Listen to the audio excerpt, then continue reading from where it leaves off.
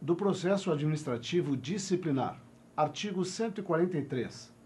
A autoridade que tiver ciência de irregularidade no serviço público é obrigada a promover a sua apuração imediata, mediante sindicância ou processo administrativo disciplinar, assegurada ao acusado ampla defesa. O parágrafo 1º e o parágrafo 2º foram revogados pela Lei 11.204 de 2005. Parágrafo 3º.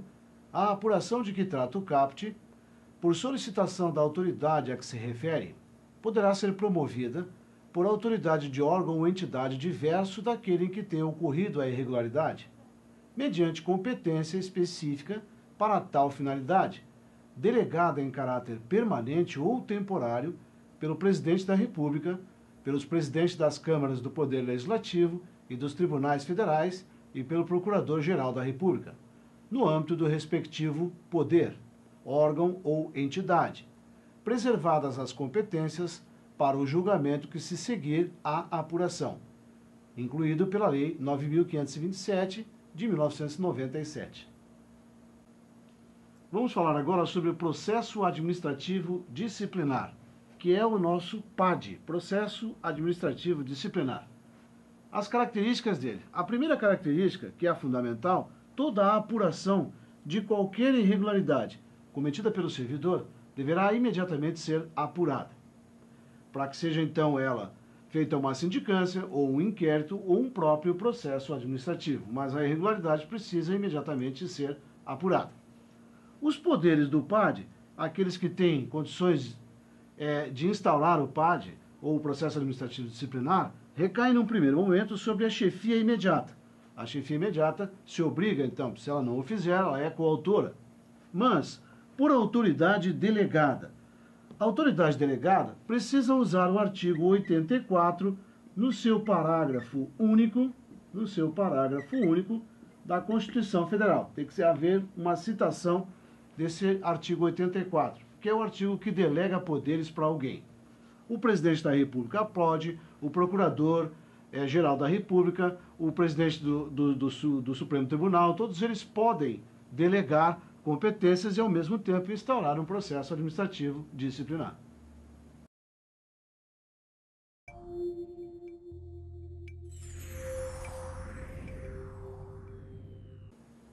Artigo 145. Da sindicância poderá resultar: inciso 1º, arquivamento do processo.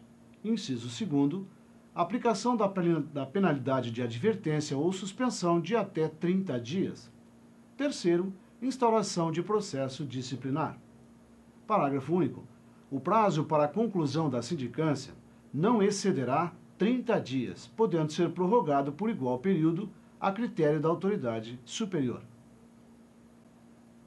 Vamos falar agora do artigo 145, que fala da sindicância. Sindicância é uma espécie de acariação que se faz com o servidor para apurar alguma irregularidade de forma imediata. As características. Se nós não caracterizarmos nada que venha a ser considerado como uma penalidade, o processo da sindicância poderá sofrer um arquivamento. Mas ainda poderão ser aplicadas as penalidades de advertência, no caso de instaurada a sindicância, ou a suspensão de até 30 dias, se for o caso, e ainda podemos instaurar um processo administrativo disciplinar. Se porventura não tiver resolutividade na sindicância, partimos então para um processo administrativo disciplinar. A conclusão da sindicância, ela não poderá ser superior ou não excederá a 30 dias. Então esses 30 dias é o prazo para se apurar a sindicância. A pedido da autoridade que o instaurou o processo, ele poderá ser prorrogado por um período igual, então mais 30 dias, se for o caso, a critério da autoridade que instaurou a sindicância.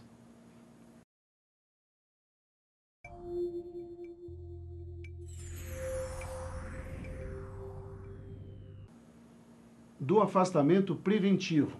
Artigo 147. Como medida cautelar, e a fim de que o servidor não venha a influir na apuração da irregularidade, a autoridade instauradora do processo disciplinar poderá determinar o seu afastamento do exercício do cargo, pelo prazo de até 60 dias, sem prejuízo da remuneração. Parágrafo único. O afastamento poderá ser prorrogado por igual prazo, findo o qual cessarão os seus efeitos, ainda que não concluído o processo. Vamos falar, gente, do afastamento.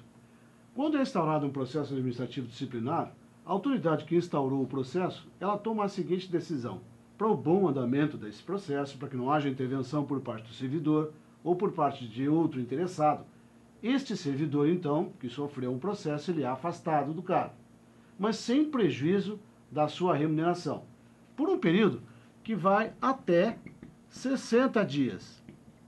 Este período poderá ser prorrogado a pedido da autoridade instauradora do processo administrativo, mas cessa todos os seus efeitos quando, em 60 dias, não for ainda resolvido nenhuma solução dada para o processo administrativo instaurado. Então começa tudo outra vez. Então, o afastamento é que o servidor saia da sua instituição, saia do exercício da função do seu cargo e fique aguardando, então, né, sem prejuízo da remuneração, ganhando, durante um período de até 90 dias para a conclusão do PAD.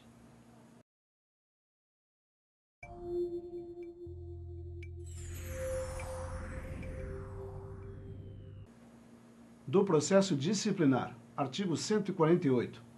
O processo disciplinar é um instrumento destinado a apurar a responsabilidade do servidor por infração praticada no exercício de suas atribuições, ou que tenha relação com as atribuições do cargo em que se encontra investido. Artigo 149.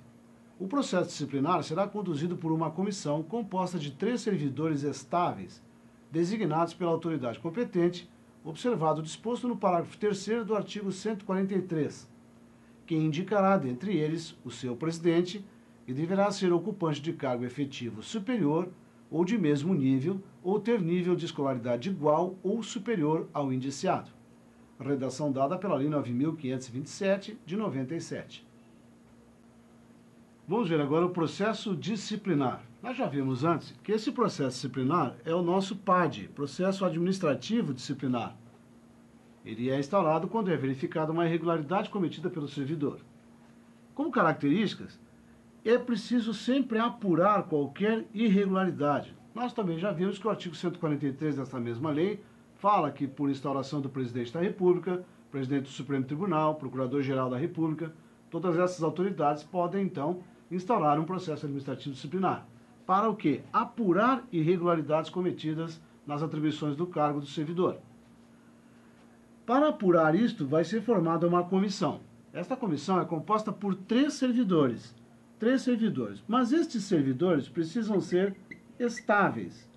Ou seja, já adquiriram a estabilidade, já passaram o estágio probatório, adquiriram estabilidade. A escolaridade destes deverá ser, no mínimo, igual à do indiciado, preferencialmente superior à do indiciado. Então, a comissão que vai apurar as irregularidades pelo processo disciplinar, como característica, é formada por 3 servidores, esses servidores estáveis na função.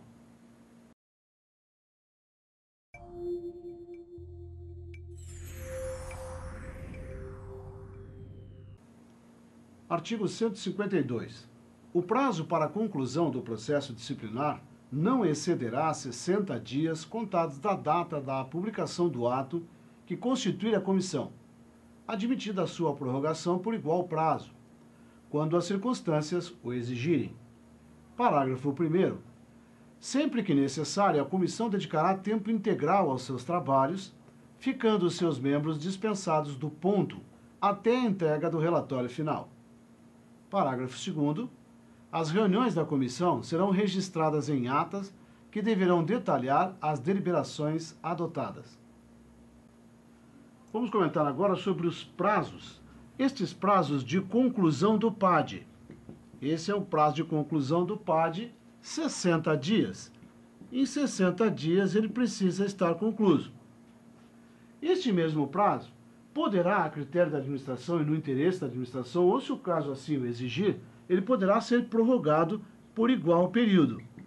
Então, ele poderá ser prorrogado por igual período. Como nós já vimos antes, se não for resolvido dentro desse prazo, cessa tudo o que estava acontecendo, né, com o servidor. Dedicação dos membros da comissão. Essa dedicação é total. Os membros são dispensados do ponto, não há necessidade deles cumprirem as suas atividades originais, desde que eles façam parte desta comissão. Então, a dedicação exclusiva com relação aos membros da comissão para atender às necessidades do PAD. Ainda, tudo deve ser registrado em atas. Estas atas ficarão formalizadas dentro dos autos do processo, ficarão à disposição do servidor ou do seu procurador. Então, como prazos, nós temos conclusão do PAD, 60 dias, prorrogação poderá ser por igual período, temos ainda toda a dedicação dos membros da comissão para o processo disciplinar e ainda tudo que é resolvido lá é registrado em atas específicas.